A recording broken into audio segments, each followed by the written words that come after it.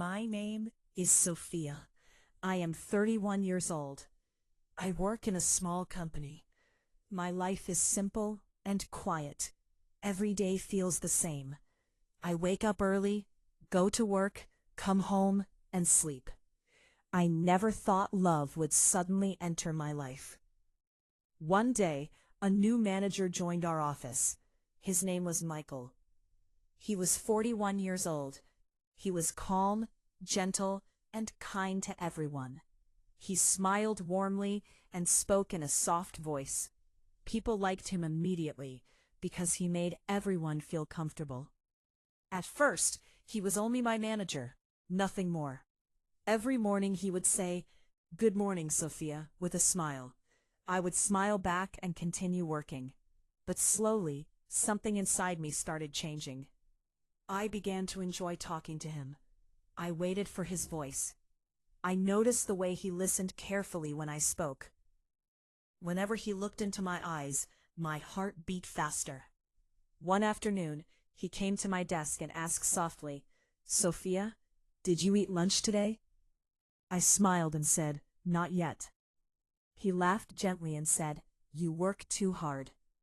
That small moment stayed in my heart the entire day. Little by little, he became the first person I thought about in the morning, and the last person I thought about at night. Then one day, I noticed a wedding ring on his hand. My heart suddenly felt heavy. He was married. I looked away quickly, pretending I did not care, but inside I felt pain. I told myself, "Forget him, Sophia, this is wrong." But feelings do not disappear so easily. Every day at work became harder.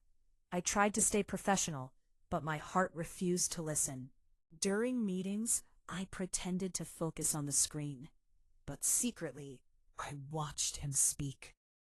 His voice made me feel calm.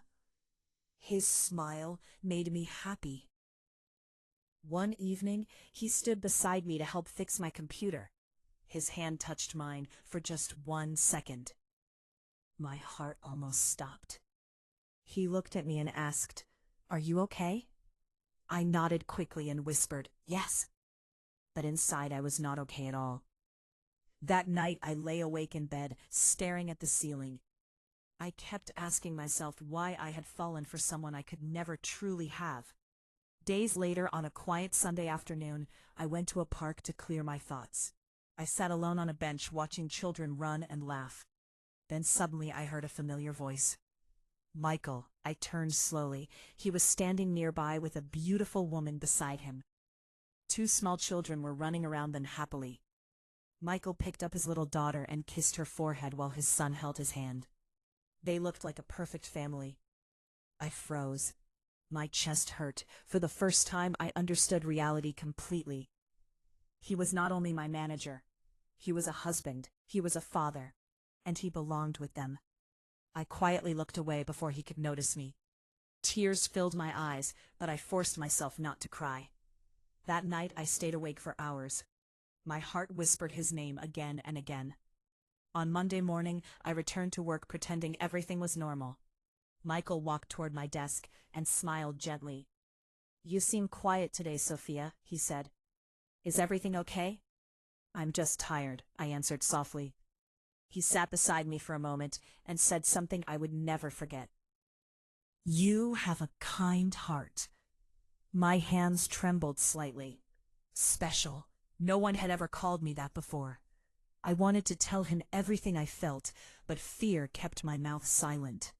Weeks passed, and one evening we stayed late at the office together.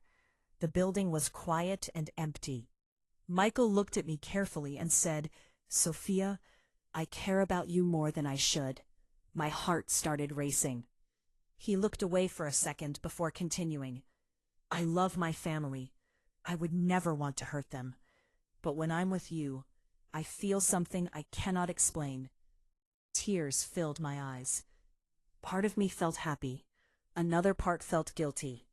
I took a deep breath and said softly, "Michael, I care about you too. But this can only bring pain." He nodded slowly. For a long moment, neither of us spoke. The silence between us felt heavy and heartbreaking. After that night, things changed. We became more careful. We kept distance between us. We spoke politely, but never again about our feelings.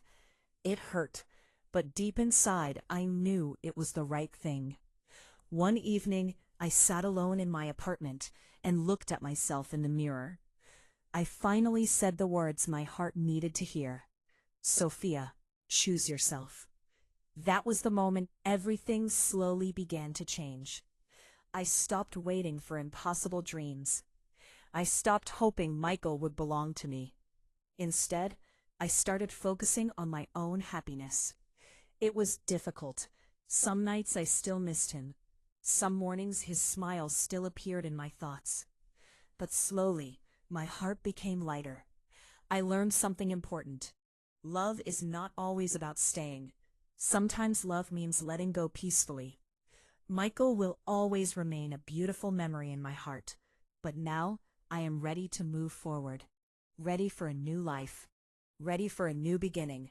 And most importantly, ready to love myself again.